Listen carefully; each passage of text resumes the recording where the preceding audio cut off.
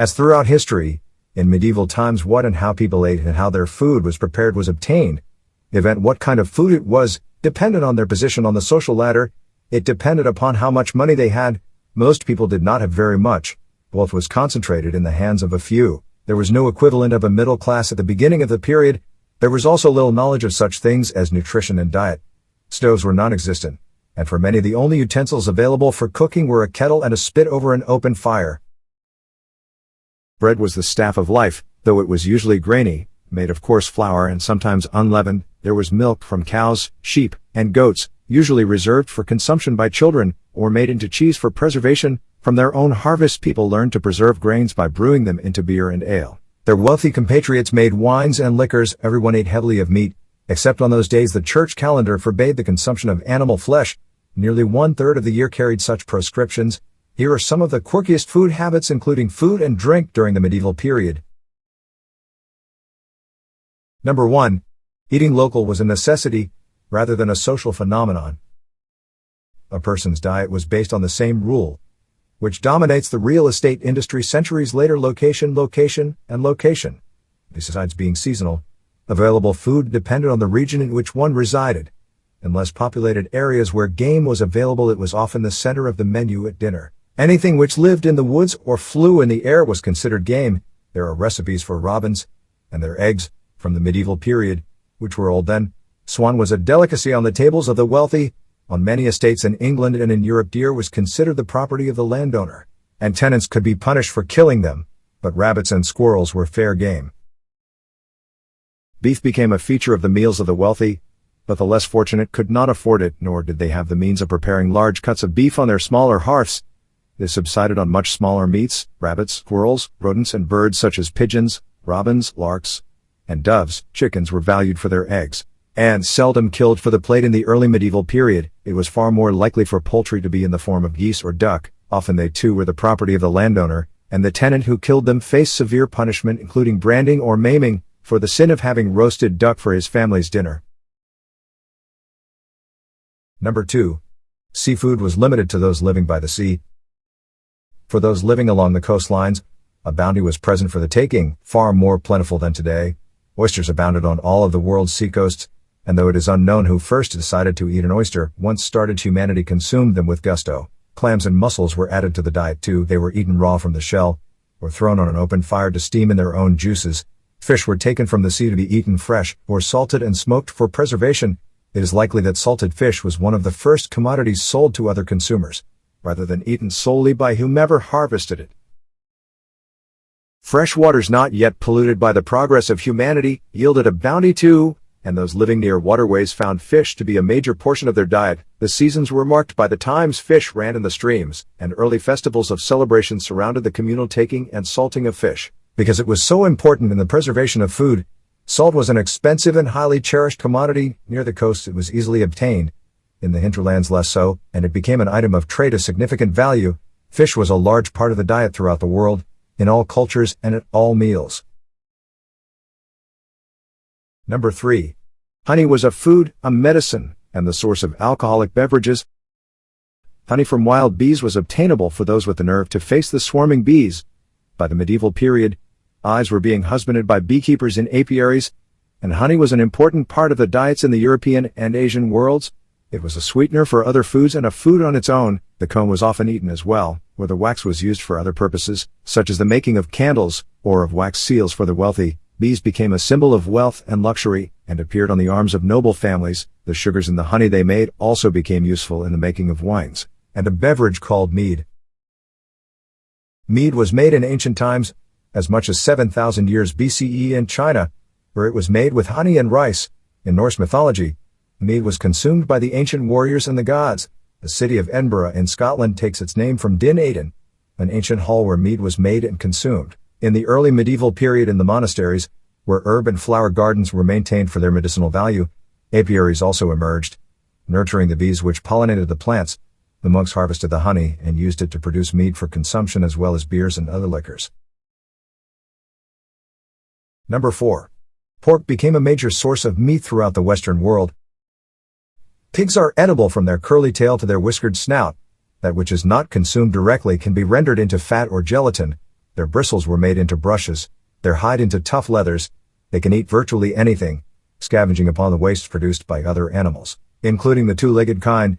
They didn't require special pasturing as did sheep and cattle.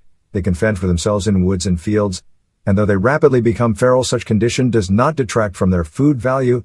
As such, they were ideal for raising in both rural areas and urban, and without the religious restrictions imposed in the Jewish and Muslim worlds, they were a valuable food source. They were far less expensive to raise than was beef, and unlike venison, there was less likely to be a penalty for killing one running wild in the woods. Truly wild boar was, however, a game animal often preserved to noble landowners. It was also a daunting animal to take while hunting using only a longbow. Due to its tough hide and surprising speed, the development of the crossbow and later firearms made hunting wild boar more feasible. Until then, it was often taken using traps. In the manners of the wealthy, pork was often consumed seasoned with a paste made of the ground seeds of the mustard plant, mixed with honey and vinegar. Number 5. Bread was very much the staff of life. Bread was made from a variety of grains. As with all foods based on what was grown locally, during the early medieval period, barley, rye, oats, and wheat were the most often used. The wealthy had their own mills on their estates. The less well-off purchased their flour from a miller. Often they took their own grains to the miller for grinding, paying for the service with a portion of the resulting flour. The finer the grind, the more expensive the grinding, and bread made from finely ground flour was a privilege of the wealthy. The rest subsided on coarser breads made from less finely ground flour. Cakes emerged during the medieval period as a food for the rich. The rich also consumed darker brown breads, often in the form of the plate or bowl in which their foods were served. The sauces and juices from the other components of their meal soaked into the bread, which was eaten by tearing off small portions one at a time, using the only pieces of cutlery available at the beginning of the medieval period. Spoons and knives, forks were a relatively late development of the culinary arts. Meat was not presented finely sliced on the bread plate. Often it would still be on the bone, to be eaten in a manner similar to how a leg of fried chicken would be consumed centuries later. At poorer tables, bread also served the functions of the modern-day napkin, assisted by the sleeve. Number 6. The Crusades brought foods and spices to Europe. The Crusaders returned from their noble efforts in the Holy Lands, bringing with them, besides plunder, foods which they adopted from the infidels they had encountered. Among them were dates and figs, which they had heard about from their priests reading the Bible. They also found foods indigenous to the Mediterranean relatively unknown in the northern European climes: lemons, oranges, olives, and others. Pepper began to grow in importance as a flavoring which vastly improved the taste of meats, which until then had been flavored only with locally grown herbs and salt. Still, most of the new foods brought back from the exotic lands visited by the Crusaders remained in the purview of the wealthy, since only they could afford them. The rest lived very much by doing what in a much later day would be called eating local. Methods of food preservation, which were limited to drying, salting and smoking, and pickling, as well as poor roads and transportation, made it the only practical means of obtaining food. Even the animals brought to butchers and poulterers usually arrived at their final destination on foot, or in the case of chickens, in cages carried by horse or goat-drawn carts. Because of the nature of their journey, they could not travel very far. Number 7. Farm-raised fish had its birth during the medieval period.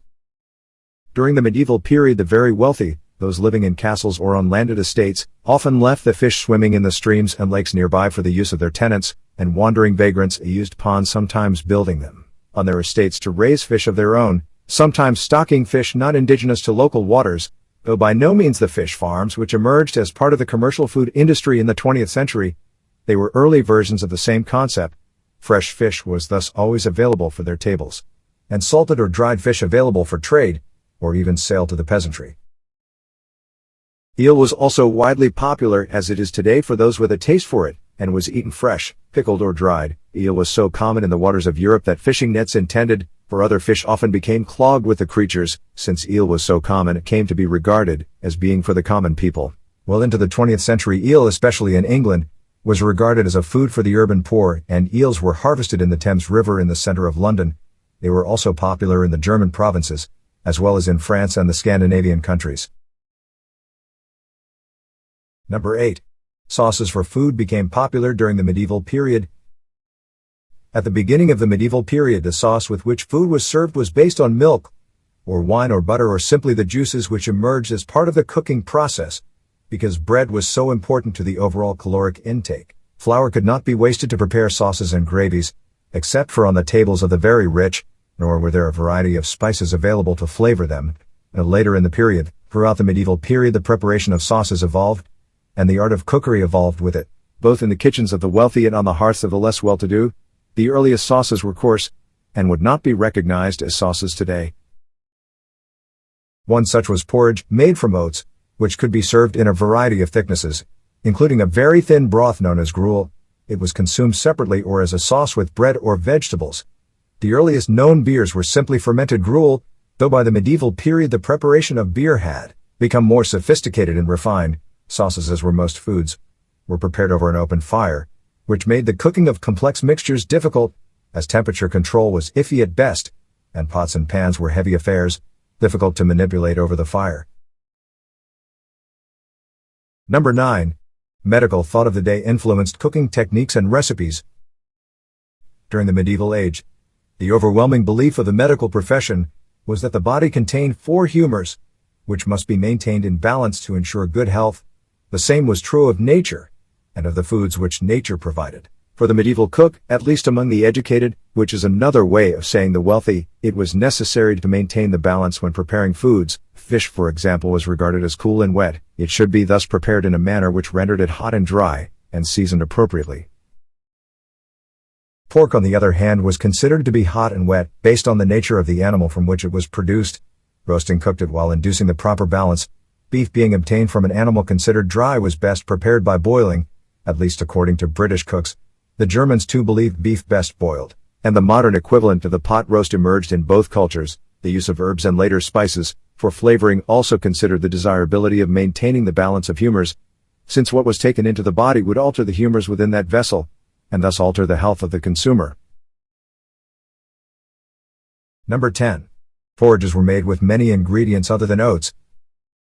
Besides the aforementioned grains, millet and buckwheat were also known to the medieval cook, and often used to make porridges of various thicknesses to make a meal, a part of a meal, a snack, or as a medicine. For the latter purpose they were usually a thin gruel, and often used as the vessel to convey the herbs or other medicines prescribed by a doctor, or the applicable folklore turned to for a cure. Porridges and breads and sauces could be fortified with finely ground nuts, including walnuts, chestnuts, almonds, and even acorns. Thick wheat porridges appeared on finer tables at mealtime as a side dish, cooked using broth from the boiled beef or sometimes in wine. Grains boiled in milk, sweetened with honey and thickened, made porridges that had the texture of modern puddings, and were often served for dessert. Almond milk, made by soaking finely chopped almonds in liquid, was also used as the main ingredient. Some were flavored with local fruits, both fresh and dried. Numerous other flavorings were used to flavor porridges, including grasses, legumes, other vegetables, and even fish or poultry, depending on the time of day at which it was served and what role it was to play in the overall meal. Dried peas were used so commonly that it led to a famed nursery rhyme which began, "Peas porridge hot." Number 11. Milk was consumed as a protein source for those who could not afford meat. Medieval kitchens seldom resorted to fresh milk as a cooking ingredient because of the difficulties in keeping it fresh, and because most of it was consumed by children or converted to cheese. For cooking, almond milk was preferred. For adults, except for the ill who drank it as part of a medicine, milk was consumed as cheese. Milk was readily available and cheese was relatively inexpensive, and it became a major source of protein among the poor. Bread and cheese were often the meal of a poorer working man, washed down with beer or ale. Contrary to popular belief, water was consumed liberally during the medieval period, especially from springs in the rural areas, and wells in the more developed communities. Cheeses were often locally made, but the widely known cheeses of today were also known in the medieval period, hard and soft. In France, Brie was produced. In the Low Countries, Edam was known, and a cheese similar to today's Stilton was produced in England. As with beer and medicine, many monasteries became cheese producers. As a means of preserving the milk produced by cattle and goats, soft cheeses produced from the whey of milk also emerged, and were eaten widely in the Mediterranean region, including ricotta in the Italian peninsula. Cheese was used in cooking as well, as a flavoring for other foods and in sauces, often served melted over bread, blended with almond milk, beer, or wine. Number 12. Flavorings in cooking became complex during the medieval period. Throughout Europe, herbs of many varieties grew naturally, and in the monasteries they were grown for both medicinal purposes and as flavorings for food.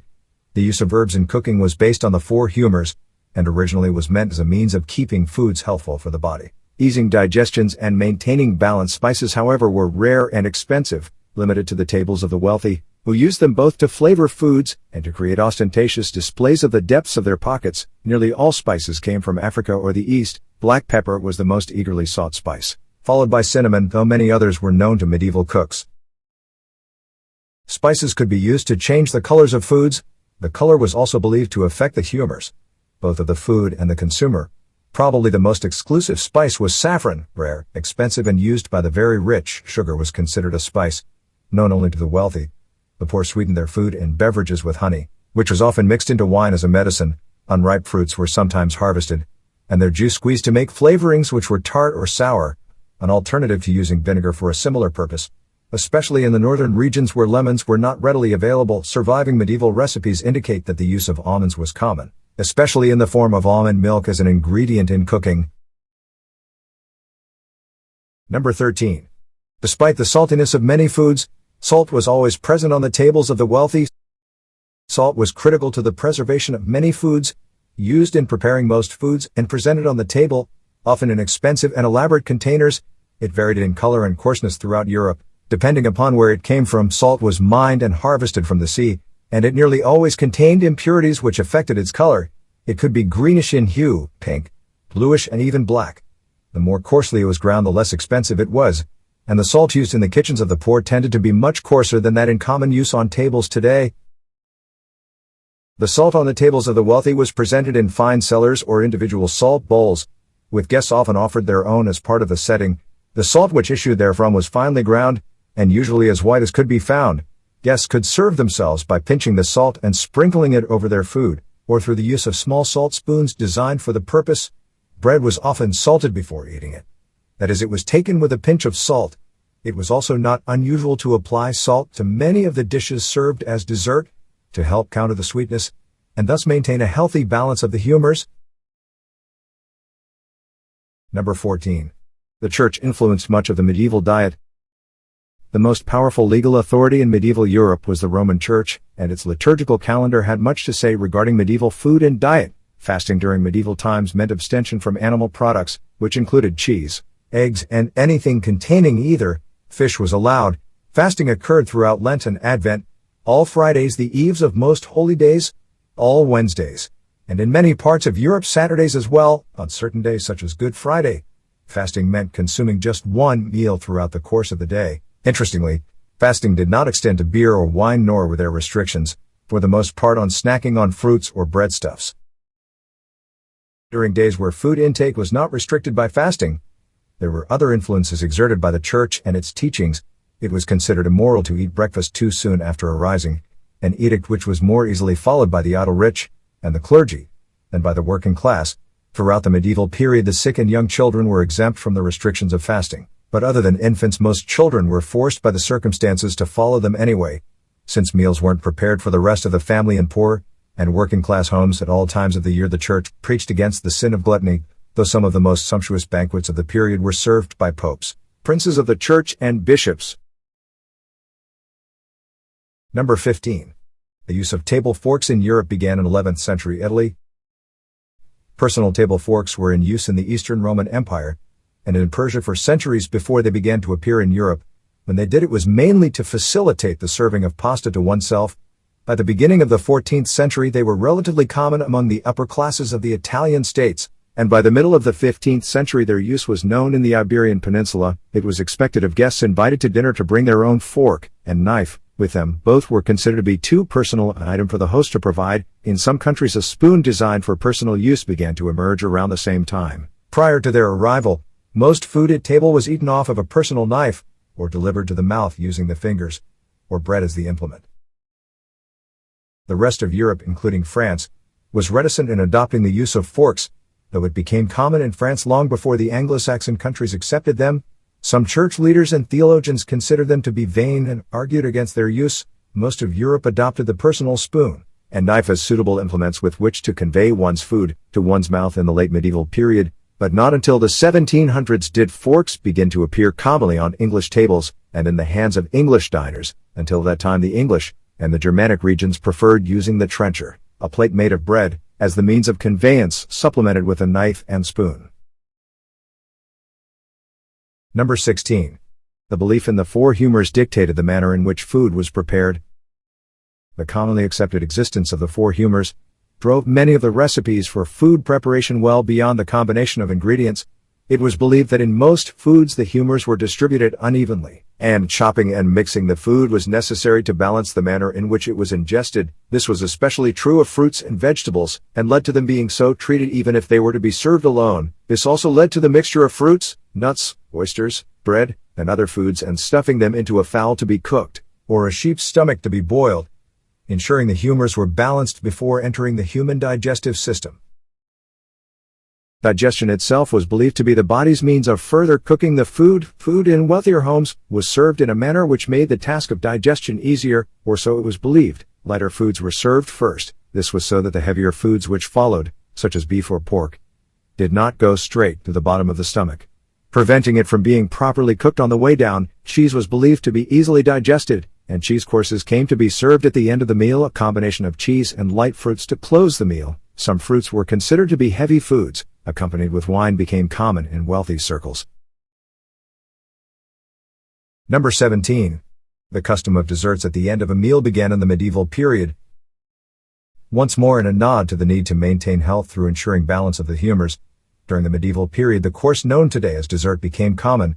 For those who could afford to eat well, it consisted of foods which were believed to help close the digestive organs, allowing them to go about their task uninterrupted. Foods believed to be suitable for the purpose were cheese and some fruits. In the beginning they were sometimes sweetened with honey. As time went on, fresh fruits began to be replaced with concoctions similar to today's preserves. In winter months, snow mingled with such preserves became an early form of ice cream. By the mid-14th century, marzipan, a confection made with honey or sugar and dried, ground almonds, appeared in France and Italy, probably another item brought back to Europe from the Turks. Desserts became more elaborate affairs during the 14th century, with baked goods in the form of rudimentary cookies and waffles appearing on tables. Sugar, expensive and rare and valued for its medicinal properties, was used when the wealthy wanted a dessert to both please and impress guests. Sweetened custards, candied fruits and nuts, and tarts filled with fruits all emerged to close the stomach at the end of the meal during the medieval period, often accompanied with mulled wine. Number 18. Foods considered strange to modern minds were relatively common. During the medieval period there were other sources of meat, which to the modern mind would seem unpalatable, at least to most. Hedgehogs were a food source, and their blood was considered to have medicinal qualities in some cultures. They are still a food source for some, including Romani people.